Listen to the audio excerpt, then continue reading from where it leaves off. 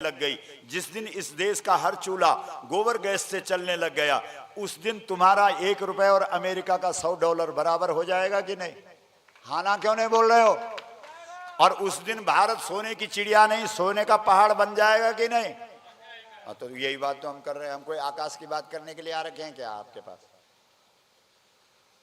जब हम राम कथा सुनाते थे, लोग कहते थे महाराज जी राम जी कैसे हैं, तो हम कहते थे नीलाम भुजश्यामल कोमलांगम। लोग कहते थे महाराज राम कैसे, हम कहते थे नीले आकाश की तरह।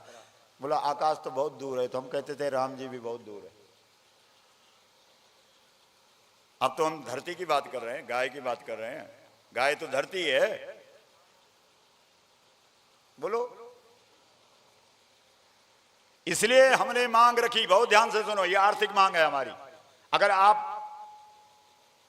स्वीकार करते हैं तो हाथ उठाना, और अगर आपको स्वीकार नहीं है तो मना कर देना कि ठीक गलत है महाराज। सुनो, हमने आर्थिक मांग रखी कि अगर इस देश का कल्याण चाहते हो तो किसान से 10 रुपए किलो गाय का गोबर खरीदा जाना चाहिए। सरकार खरीदे। कितने रुपए किलो? 10 रुपए किलो। क्या खरीदे?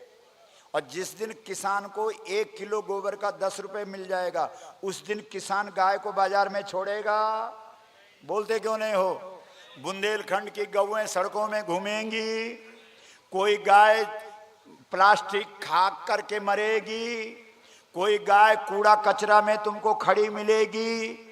अगर आज शाम को मान लो तुम्हारे मिर्जापुर वालों की बात सरकार मान लो, अच्छी कल्पना करने में क्या जा रहा है कि विंध्यवासिनी का आदेश है और सरकार को सुमति आ जाए, मान लो, और आज रात को 8 बजे ब्रेकिंग न्यूज चलने लग जाए कि 3 दिन के अंदर सरकार 10 रुपए किलो किसान से गोबर खरीदेगी, तो 3 दिन के अंदर पूरी सड़कों वाली गौएं सब गांव में पहुंच जाएंगे कि नहीं? किसान लोग रात रात को ट्रैक्टर पर भर भर करके गायों को वापस ले जाएंगे कि नहीं? बोलते क्यों नहीं हो? मिर्जापुर वालों को गौशाला बनाने की जरूरत रहेगी? मतलब ही नहीं भाई। उसकी कीमत दिलाओ ना जो कीमती है। दूध की बात करते हो, अरे दूध कब बिका इस देश में? उठाओ जरा अपनी संस्कृति को, देखो जरा।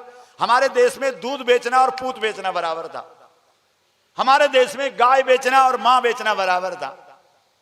इस देश में तो गौमूत्र भी नहीं बिकता था। गौमूत्र तो औषधि है, और इस देश में औषधि तब काम करती थी जब वो निःशुल्क दी जाती थी। कोई वैद्य अगर दवाई का रुपए ले लेता था तो उसकी दवाई काम नहीं करती थी। कोई मंत्र वाला अगर मंत्र का रुपए ले लेता था तो उसका मंत्र नहीं चलता था। आप पता कर लो, जो पुराने लोग हैं उनसे बात कर लो। हम कोई सुनी सुनाई बात करने के लिए थोड़ी आए हैं तुम्हारे पास। तो आप कहेंगे महाराज दूध नहीं बिकेगा, घी नहीं बिकेगा, गौमूत्र नहीं बिकेगा, तो फिर बिकेगा क्या? गोबर बिकेगा। जब तक गोबर में तुमने पैसा नहीं देखा तब तक भारत का अभ्युदय हो ही नहीं सकता। बोलो भारत माता की मां।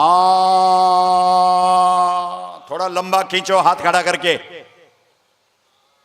कितना डरते हैं मां बोलने में, सोचो। इसलिए हमारी सरकार से मांग है 10 रुपए किलो किसान से सरकार गोबर खरीदे। अगर हम अकेले चिल्लाएंगे तो सरकार मान जाएगी हमारी बात, और अगर 1 करोड़ लोग दिल्ली में खड़े हो जाएं तो सरकार मानेगी कि नहीं मानेगी? बोलते क्यों नहीं हो? आज तो इसलिए अब कसम तो तुमने खा ही ली है। ये जो हमारी यात्रा है 676 जिलों में जाएगी और 18 फरवरी 2018 को दिल्ली पहुंचेगी। और जब दिल्ली पहुंचेगी तो 1 करोड़ लोग चाहिए। कितने लोग चाहिए? बोलो आओगे? अभी तो कसम खा रहे थे, अब हाथ भी नहीं उठाते।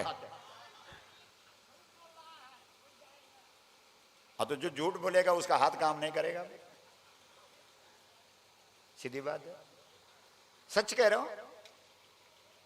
हमारी कथा में राम कथा बोल रहे थे तो एक भाई शराबी था, उसने हाथ खड़ा कर, सच कह रहा हूं आपको, ये व्यासपीठ है विंध्यवासिनी, आज तो 7वां नवरात्रा है, और गौ माता और विंध्यवासिनी तो हमारी इष्ट है, क्योंकि हम गाय को इष्ट मानने वाले लोग हैं, और विंध्यवासिनी गाय है। तो एक ने हाथ खड़ा कर दिया, बोला गुरुजी आज के बाद शराब नहीं पीऊंगा। राम कथा चल रही थी।